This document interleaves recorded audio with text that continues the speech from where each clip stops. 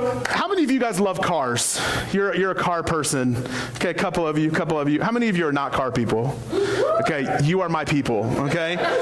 Can I tell you, I am not a car guy. There's something about being a guy, though. You feel this pressure to know things about cars, right? Like when I get around a car guy that can talk about cars, like Ronnie can tell me things about brakes and engines and things like that, that I hear it, and it's like way over my head, and you have to pretend to pay attention and be manly because you're a man and you should know about cars. I'm not a car guy, okay? So from this point on, I'm going to drop the pretense and just be honest. If you talk to me about cars, not even going to pretend, okay? I'm not a car guy, but I did hear something that, once again, this will not be news to you who are car people, but I heard something explained to me probably about a year and a half ago that blew my mind, okay? Because I had no clue how an engine worked.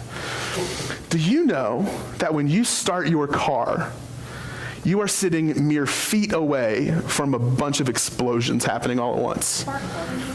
I had no idea that this is what happened. That when you turn the key, you start the ignition in your car, there are just things firing off left and right?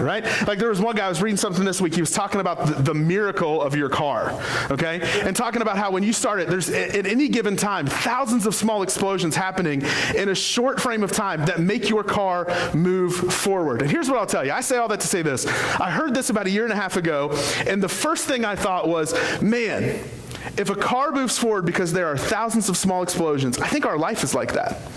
And here's what I mean. In life, we are meant to operate through thousands of small explosions that we would call conflict. Thousands of small explosions that we would call conflict. Now, if you're like me, the other week my wife and I were driving back from Cleveland, and we saw a car that instead of it having thousands of small explosions, it had one big explosion. That's when a car gets set on fire. But thousands of small explosions are healthy and actually help that car move forward. And here's really what this whole series is about, is that when it comes to conflict in our lives can be 1,000 small explosions that helps us move forward. We handle it the right way. We approach it the right way. We resolve it the right way. It can be 1,000 small explosions that help us move forward, or it can be a series of big explosions that wreck our lives, that mess us up. Because you and I'll give you just credit for a minute, right? I'm sure everyone in here, we're all great at resolving conflict, right? Every single one of us, we're awesome at it. But we know people who maybe aren't the best. And so what they do is they'll last in a job or in a relationship for a short while, and instead of them ever being honest about what's bothering them, they just eventually blow up, right? And you can see it happening where it's like all of a sudden they just explode, and you're a part of the fallout, and so you lose friends, you lose influence, you lose relationships. It happens because instead of thousands of small explosions that are healthy and handled the right way, we let it build up till we blow up. So conflict can be thousands of small explosions or one big explosion. Now, we know that, right? Like, we've seen people who handle conflict poorly. We can look back at our own life and say there have been seasons and times where we have mishandled conflict, and yet, for some of us, we just think if we keep doing it the same way, it'll eventually get better. But how many of us know that is like the definition of insanity, right? Like, if you mishandle conflict now and do nothing to change, you are going to continue to mishandle the conflict in your life. So here's a couple ways we tend to mishandle conflict. Maybe you're like me. I've done all of these from time to time. Maybe have done some of these in the past couple weeks. But here's how these little thousands, what should be thousands of small explosions, become one big explosion. First thing we do, some of us, when it comes to conflict, is we ignore it. We ignore it. We just act like it's not a problem. Right? So your spouse, for those of us who are married, you're going to get a lot of married insight, okay? If you're not, this is going to help get you ready, okay? Because in marriage, you will fight. That is healthy. Just fight the right way. In marriage, your spouse will do something that annoys you, and you'll just continue to act like it's not a problem. Or you think if I am just passive aggressive enough, they'll catch it, they'll catch on. And ladies, let me just give you some insight. We're not that smart. We're not going to catch on, okay? And you think, well, if I just continue to ignore it, then the problem will go away. Here's what I think of, though. How many of you guys, when you were a kid, you had a monster in your closet? Like you were convinced, nothing? How many of you were like me, you were convinced there were snakes under your bed? Dude, that was my fear, okay? So here's what I did with the snakes under my bed, is I knew if I turned my back a certain way, I was protected, because they would only come up one side of the bed, right? Because that's how snakes work. And if I didn't let my arm dangle over the side, they couldn't bite me. So what did I do? I just wouldn't dangle my arm, right? I thought if I ignore it, it goes away. How many of you hate going to the dentist? So I went to the dentist like a year and a half ago, and they told me, they say there's this one tooth on the left side of your mouth. We're going to watch it because it looks like there is a cavity starting. Now, I have gone before this over 10 years without a cavity. So I thought, no big deal, not a worry. My teeth are indestructible. Well, about 6 months ago, I started feeling that pain that you feel when you get a cavity. So what did I do? Just ignored it, right? Like, oh, it'll get better. Until one day I'm sitting in the recliner in my living room and I bit down on something and my tooth cracked and I felt a pain I've never felt before. I jumped out of my chair and screamed at the same time, right? When we ignore problems, here's what happens. When we ignore conflict, it never gets better, it always gets bigger. Every single time. When we ignore conflict and act like it's just going to resolve itself, it always gets bigger. So for some of us, conflict becomes one big explosion when we ignore it. For others of us, I might be teaching you a word this morning because I don't know if it's something that maybe is just from where I grew up, but some of us, conflict becomes one big explosion when we let it fester. Let it fester, right? Here's all that means, if you don't know what that means, is you just replay it in your mind over and over and over again. Do you know what happens when you replay something in your mind over and over and over again? It changes. And it doesn't get better, it gets worse. So something that starts out as a minor offense, when you let it fester, when you focus on it and you just replay it in your brain time and time again, your emotion starts getting infused into those replays.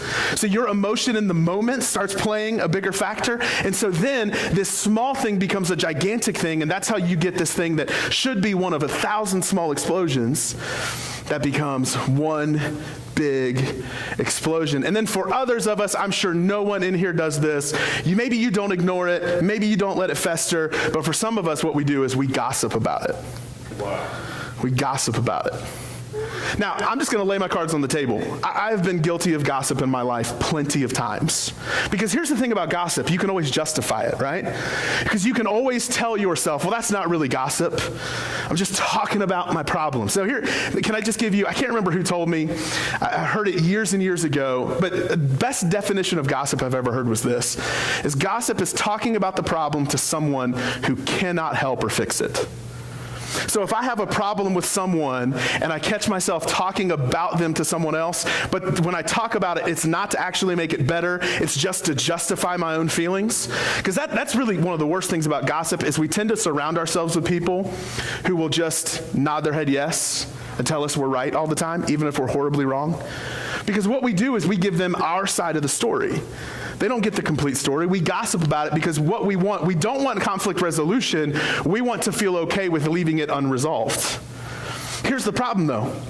God hates gossip. Hates it. Because what he tells us over and over again in the scriptures is that when our tongue is uncontrolled, we begin to divide what he meant to be unified. We begin to tear apart relationships. In fact, in Proverbs, it talks about the 7 things that the Lord detests. And one of those things is he hates a false witness that would tear apart families, right? Because he's saying what you say has the ability to bring people together, but more often than not, we use what we say to tear people apart, to make sure that we look better and they look worse. In fact, I love what James, the half-brother of Jesus, says in James chapter 1, verse 26. He says, if you claim to be religious, now, let's just pause, because religious has kind of become this negative term for us, and so you go, I'm not religious, I have a relationship with Jesus. Well, here's what James is saying then. If you claim to have a relationship with Jesus, but don't control your tongue, you are fooling yourself, and your relationship with Jesus is what? worthless. He's saying if you don't know how to control your own tongue, then all of your faith amounts to a whole lot of nothing.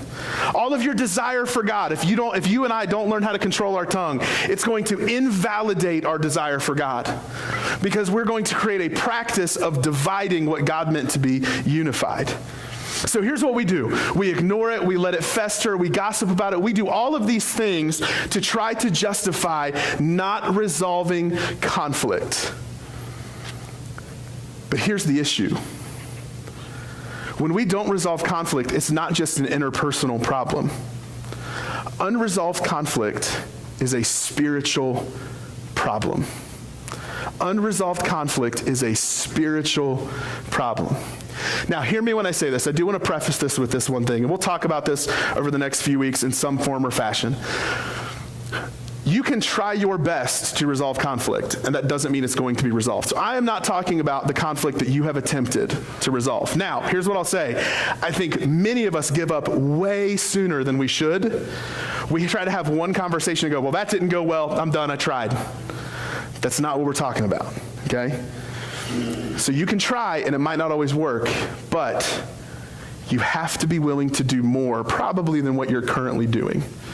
Because unresolved conflict is a spiritual problem. So I want to show you 3 problems from the scriptures that God would tell us he has with unresolved conflict. 3 ways that it actually impacts and affects us more than maybe we tend to give unresolved conflict credit for. How these unresolved conflicts in our life really do blow up our life through this one big explosion instead of the thousands of small explosions that can move us forward. And so here's the first one. First problem with unresolved conflict is unresolved conflict creates a barrier in our relationship with God. Unresolved conflict creates a barrier in our relationship with God. So as a pastor, one of the best things and worst things about my job is I end up having a lot of conversation and interaction around conflict. Now, you would think that makes me more comfortable with it. Not really, right? I'm pretty uncomfortable with conflict. I think most people are. In fact, just a heads up, totally side note, if you talk to people who say, conflict doesn't bother me, here's what they're telling you. I'm not very good at resolving conflict, okay? Because normally what they're doing is they're just bulldozing their way through it with no concern for the other person. So like, it doesn't bother me. Well, of course it doesn't, because all you do is spit on the other person and walk away. Meanwhile, that person's a wreck, okay? So conflict should make you uncomfortable because there's a lot at risk there, a lot at stake. But unresolved conflict is a spiritual problem because it creates a barrier in our relationship with God. Because here's the thing, when you talk to people and say, here's why my friendship ended, here's why my relationship ended, here's why I haven't been able to stick it out at my workplace, here's why there's tension with me and my parents, they're going to point to a lot of different things. The root of all of those things is conflict. If you're getting divorced because of money, it's not really just about the money, right? It's about the way that 2 different people see money. If your relationship is ending because you're dealing with someone's anger problem, it's not just the anger problem. There is some conflict in a person about how they deal with anger that creates that barrier in that relationship. And here's the thing, in a relationship with God, it's the same way. When we have unresolved conflict with people, we have conflict with God. In fact, I love what Rick Warren said. He said this, I was listening to a sermon this week. He said, we cannot think that we have harmony with God and have a lack of harmony with people. It doesn't exist, because here's what Jesus says is the greatest commandment. And if you're a Christian, you've heard this before, but he says in Matthew chapter 22, he says, when he's asked what's the greatest commandment, he says, you must love the Lord your God with all your heart, all your soul, and all your mind. And that right there is where many Christians, myself included, from time to time, have stopped. I love God with everything I have, but Jesus doesn't stop there.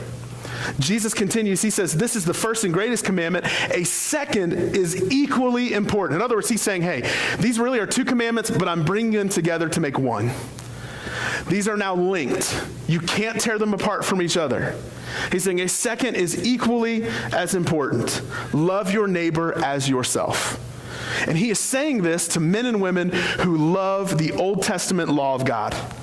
And so they're hearing this and saying, you're taking our hundreds of commandments and making it down to one thing? That's ridiculous. But notice what Jesus says here in verse 40.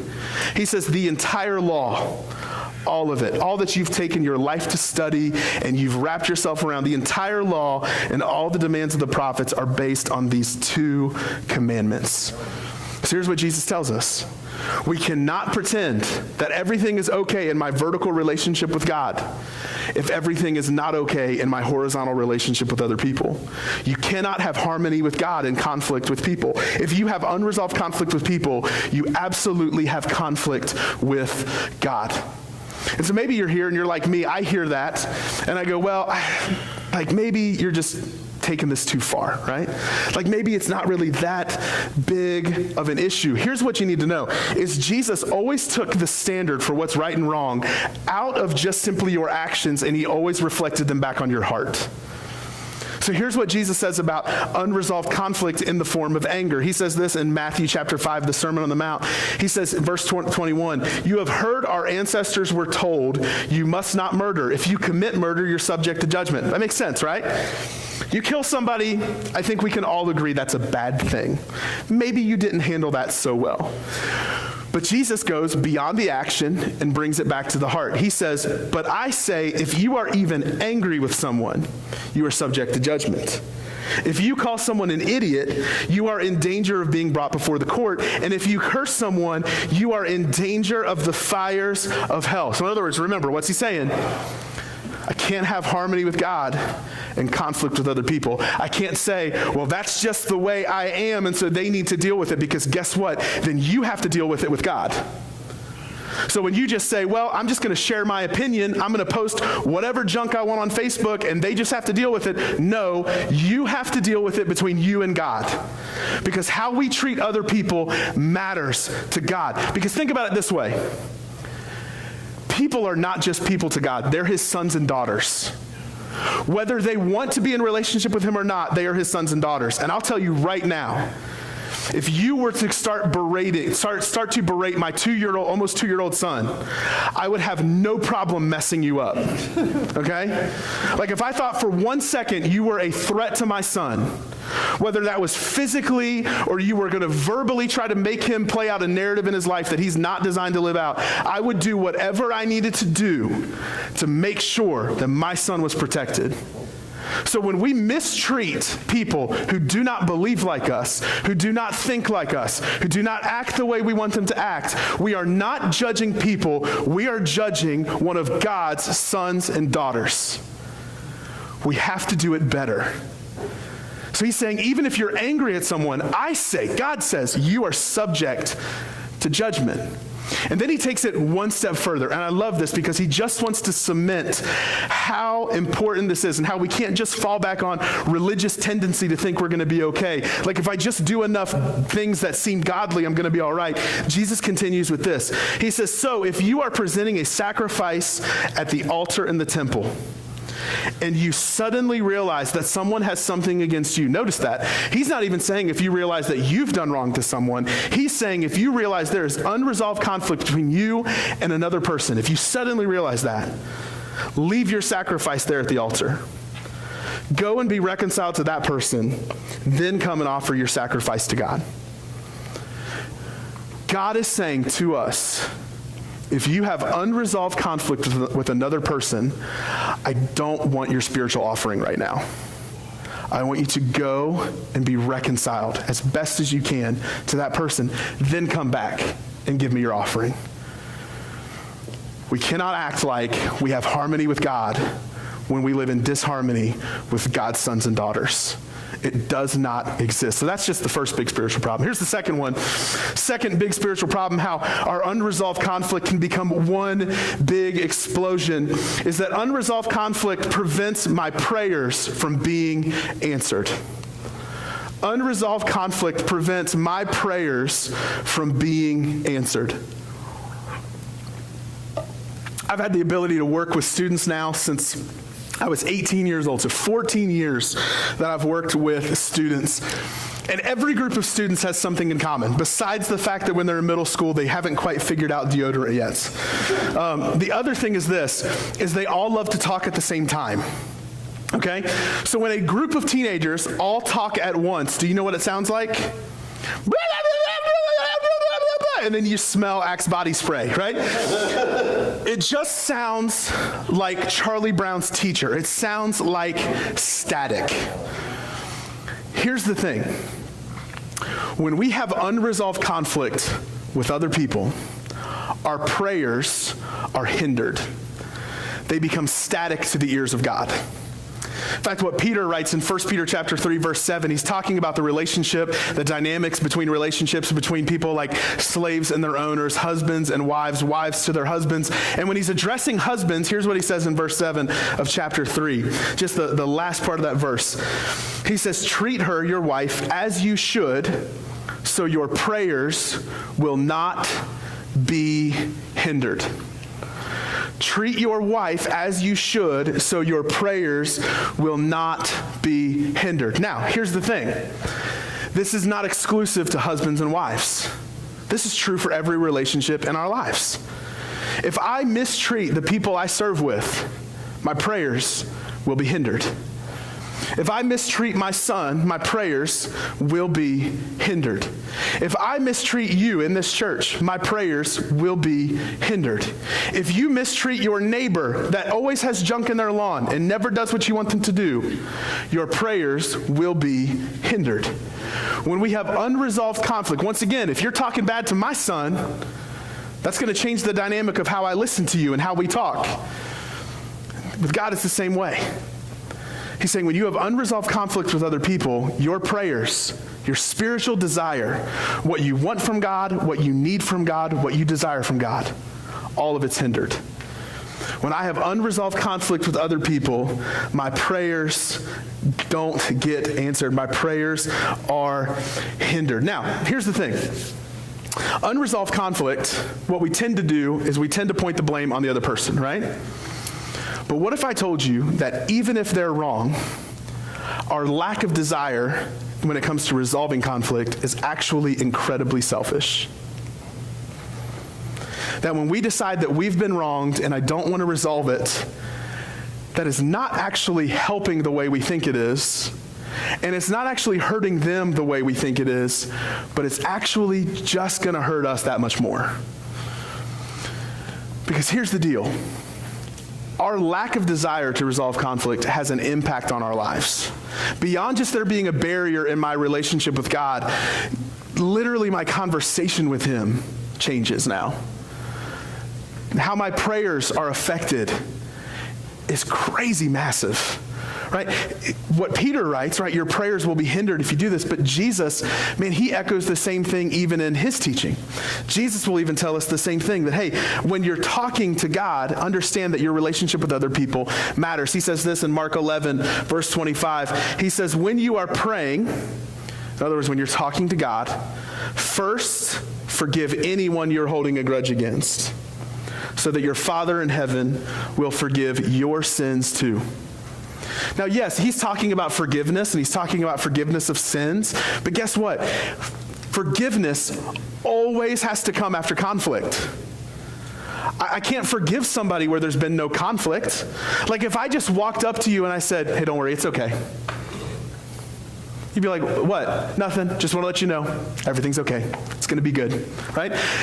That's weird. Please don't do that, right? Forgiveness always comes after conflict. So He's saying, hey, if you need to forgive somebody, forgive them, so that then you can be forgiven too. Because even in our prayer lives, here's what Jesus teaches us, is that when we have conflict with other people, we have conflict with God. We absolutely have conflict with God. So, these big explosions, first two things, once again, just to recap, unresolved conflict creates a barrier in our relationship with God. Second thing was that unresolved conflict prevents my prayers from being answered. And the last one is this, is that unresolved conflict keeps us stuck. Unresolved conflict keeps us stuck. Have you ever gotten your car stuck before? First time I ever got my car stuck, I was a senior in high school. It was 2004, okay, just to help paint the picture. I had a 1976 Ford Maverick, okay? My car was older than me and some of my classmates combined, okay? I had an old car. The headlights were really dim. I didn't know back then that you could probably just clean them, right, and make it look better, but I had no way to know. I was 18, had a car. And I was driving to pick up a date for one of our dances. So I'm in my tux, in my 76 Ford Maverick, and she lived out in the country. And so in the country, there's all these really long driveways that have trees all around them, and it's dark. It's nighttime because it's winter, and it gets dark at like 2:30 in the afternoon in winter because for some reason we still do daylight savings time. And so I'm out there, and I think, I'd been to her house one time, I think this is her driveway. So I go about 100 yards down that driveway, still in the woods, before I realize, you know what? I don't think this is it. So I thought, I don't want to back up this entire thing. So what I noticed out of the corner of my eye was there's another driveway. Awesome. I'll just cut through, get right there. Now, what my eye did not notice, mostly because I had really terrible headlights, was that in between those two driveways was a ditch. And so as I turned without power steering, which looks a lot like this, and I'm still turning, right? This is just what you do without power steering. I got stuck in a ditch. I'm sitting out there in the country at night in my black tux and my rented shoes, and my car is stuck. And it feels ridiculous, right? Like you just feel stupid in that moment. At least I felt stupid. I felt like an idiot. So luckily I was able to get it unstuck, able to get the mud off my shoes, and nobody was any wiser, right? I was just late to pick her up. But when we get stuck in our lives, it often happens because we're not willing to resolve the conflict in our lives. In fact, here's what I need us to understand before we jump into this next scripture, is that unresolved conflict is not just a problem, it's sinful. Okay?